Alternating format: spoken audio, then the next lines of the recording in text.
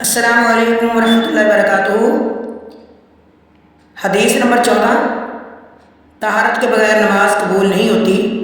عن ابن عمر رضی اللہ تعالی عنہ قال انی سمعت رسول اللہ صلی اللہ علیہ وسلم یقول لا تقبل صلاۃ بغیر طہور ولا صدقۃ من غلول۔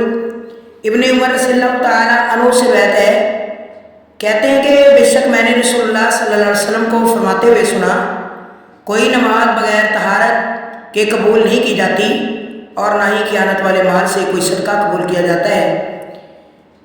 اس حدیث کے فائدے یہ ہے، نمبر 1، وضو سنت کے مطابق کرنا لازمی ہے۔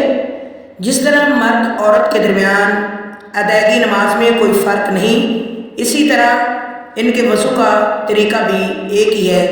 نیز کوئی نماز بھی بغیر وضو کے درست نہیں، فرض ہو چاہے نفل۔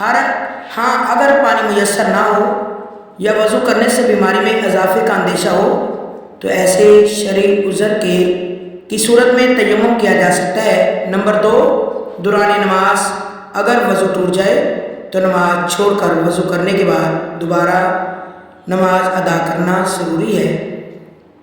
اللہ کے نبی صلی اللہ علیہ وسلم کی حدیث ہے، الطہور شطر الایمان، صفائی نصف ایمان ہے۔ ہمیں سب کو پاکی کا خیال رکھنا چاہیے اور خیانت کے مال سے بچنا چاہیے۔ اللہ تعالیٰ ہم سب کو محفوظ رکھے، آمین ثم آمین۔